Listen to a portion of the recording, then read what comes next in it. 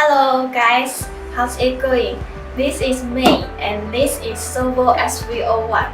As you can see, it's totally new and well packaged.